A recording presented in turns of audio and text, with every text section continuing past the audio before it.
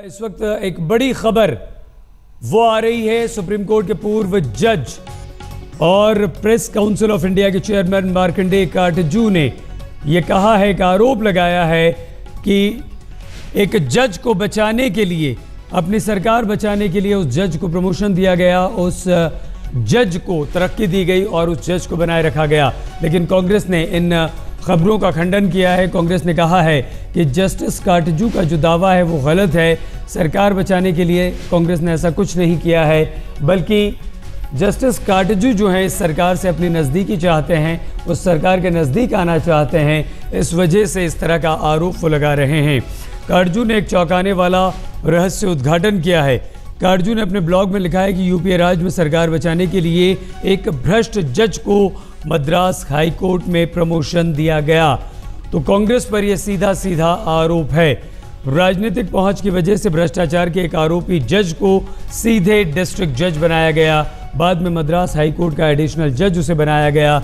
Justice Katju का आरोप है कि भ्रष्टाचार के आरोपी जज को इसलिए प्रमोशन दिया गया क्योंकि उन्होंने डिस्ट्रिक्ट जज रहते हुए तमिलनाडु के एक बड़े नेता को जमानत दी थी और अपनी सरकार बचाने की कीमत पर कांग्रेस ने इस जज को तरक्की दी थी।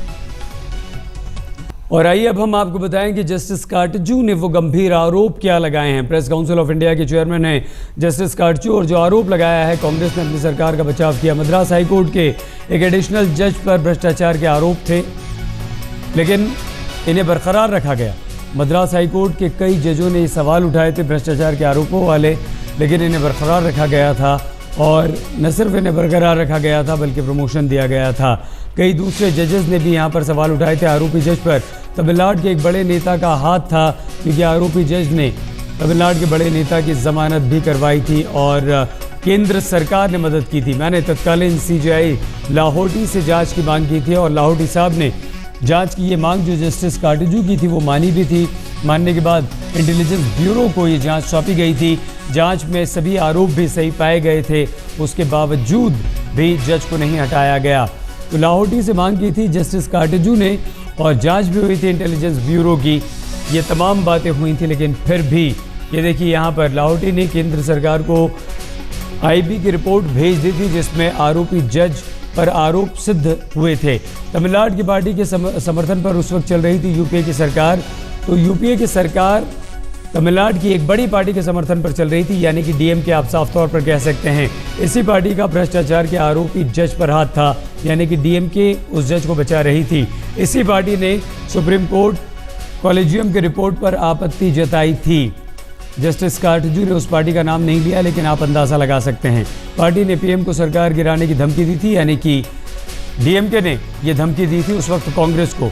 उस वक्त न्यूयॉर्क जा रहे थे तत्कालीन प्रधानमंत्री मनमोहन सिंह। तो मनमोहन सिंह न्यूयॉर्क जा रहे थे, लेकिन एक कांग्रेसी बड़े नेता ने कहा कि आप जाइए, मैं इस मामले को संभाल लूँगा। तो कांग्रेस के वरिष्ठ मंत्री ने सीजीआई लाहौटी से मुलाकात की। मुलाकात के बाद नियुक्ति का रास्ता साफ हुआ, यानी कि तमिलनाडु की उस बड़ी पार्टी की बात को मान लिया गया। आरोपी जज को 1 साल का एक्सटेंशन दे दिया गया। जस्टिस काटजू की बात नहीं मानी गई। फिर सीजीआई सबरवाल ने 1 साल का एक बार और से एक्सटेंशन दे दिया, यानी कि 2 साल एक्सटेंशन मिल गया। आरोपी जज को केजी बालाकृष्णन ने स्थायी जज बनाकर ट्रांसफ़र कर दिया। मतलब ये हुआ कि केंद्र में कांग्रेस की सरकार थी, तमिलनाडु की एक बड़ी पार्टी कांग्रेस का समर्थन कर रही थी। उस पार्टी के दबाव में आकर कांग्रेस ने ये सारा मामला किया। इस पूरे मामले पर हमारी संवाददाता कमलजीत संधू ने बात की है जस्टिस काटजू से।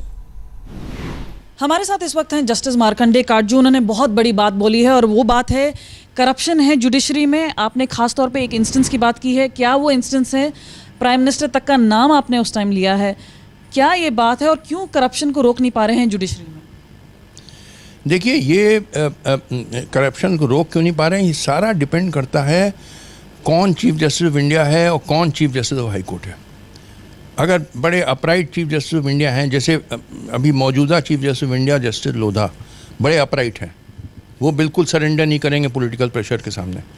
मगर कोई और चीफ जस्टिस ऑफ इंडिया हो सकता है जो सरेंडर करे, जैसे इस केस में हुआ।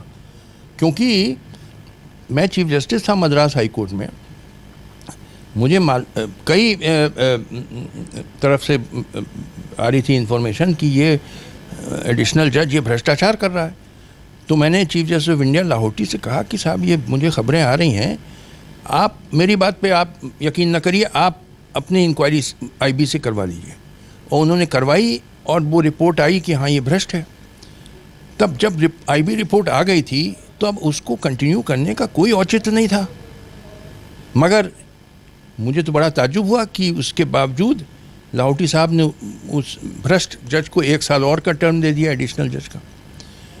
और क्यों दिया, अब ये देखिए मेरे व्यक्तिगत संज्ञान में नहीं, मगर जो मुझे इंफॉर्मेशन मिली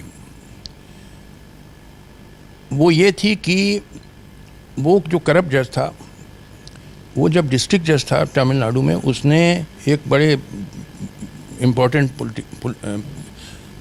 तमिलनाडु के पॉलिटिशियन को बेल दे दी थी।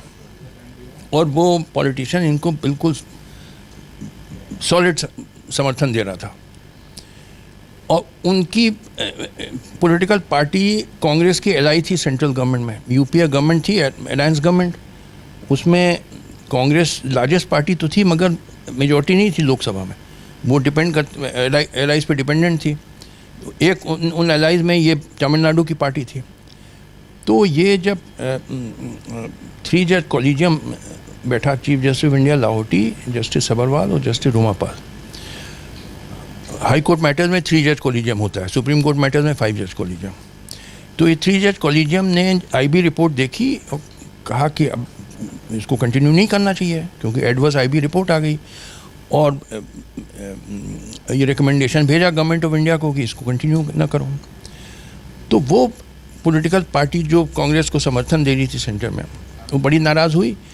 और जो मुझे देखिए इंफॉर्मेशन मिली, पर्सनल नॉलेज नहीं है हम, कि prime minister Manmohan Singh Delhi airport पे जा रहे थे, वहाँ से जा रहे थे New York UN general assembly session attend करने।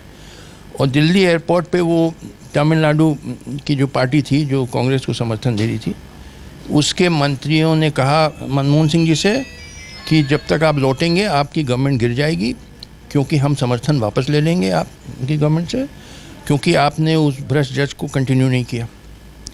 इस पर जो मुझे खबर मिली, मनमोहन सिंह बहुत घबरा गए। मगर एक सीनियर कांग्रेस मिनिस्टर ने कहा आप घबराइए नहीं, आप जाइए, मैं मैनेज कर लूँगा।